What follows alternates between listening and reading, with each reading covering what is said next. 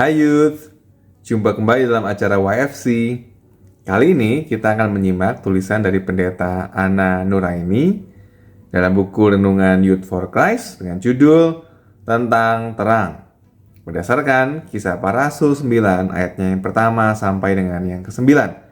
Bersama saya, Pendeta Samuel Kris Pradipta dari GKI Guntur Bandung. Yuk, mari sebelumnya kita bersama-sama berdoa. Ya Tuhan, kami sungguh mengucap syukur untuk penyertaan Tuhan setiap hari yang terus dapat kami rasakan. Kami percaya bahwa Allah adalah setia dan kami senantiasa berjalan dalam penyertaan Tuhan yang menopang kehidupan kami. Kalau sebentar kami hendak bersama-sama merenungkan sebagian dari firman Tuhan, biarlah ini boleh menjadi sebuah alat di tangan Tuhan untuk menuntun langkah-langkah kehidupan keseharian kami. Roh Kudus saja yang boleh menolong kami ya Bapa, sehingga firman Tuhan ini betul-betul dapat tertanam dalam hati kami dan boleh menjadi pedoman yang baik dalam menjalankan keseharian kami. Terima kasih Bapa, demi Kristus Yesus kami berdoa. Amin. Yang akan menjadi pusat perenungan kita adalah Kisah Para Rasul 9 ayatnya yang ketiga. Saya akan bacakan untuk kita semua.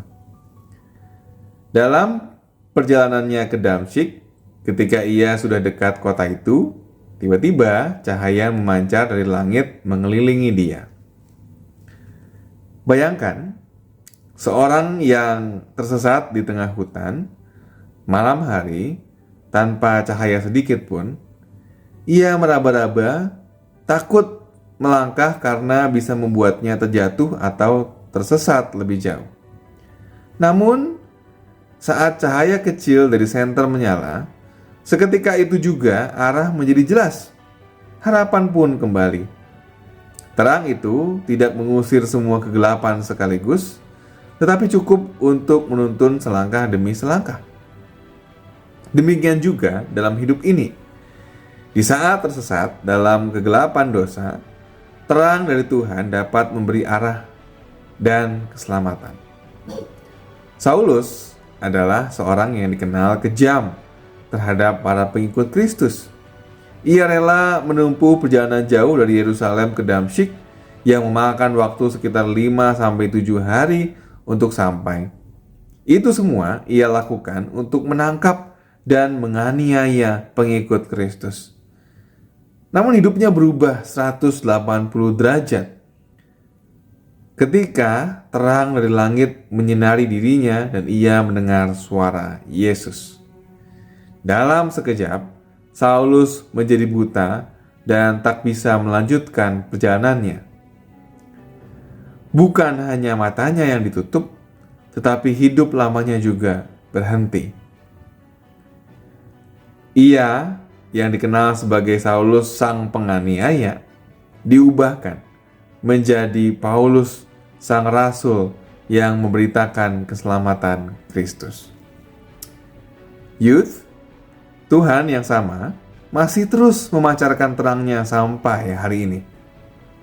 Bentuknya mungkin bukan berupa cahaya yang menyilaukan, melainkan teguran, panggilan, atau momen keheningan yang menyadarkan bahwa hidup kita perlu diubah.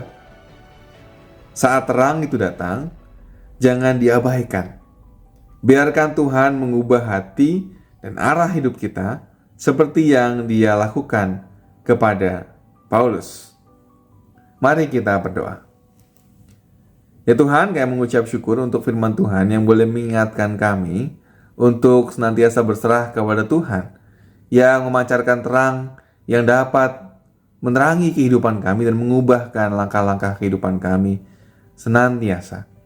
Ajar kami untuk berserah kepada Tuhan saja, dibentuk dan dituntun oleh Tuhan kepada jalan-jalan yang Tuhan hendak berkenankan untuk kami tapaki.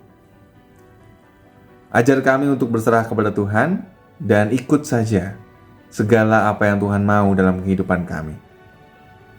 Inilah doa permohonan kami, biarlah kehidupan kami senantiasa dipimpin oleh Tuhan. Demi Kristus Yesus kami berdoa. Amin.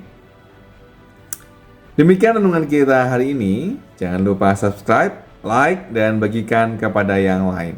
Tuhan memberkati.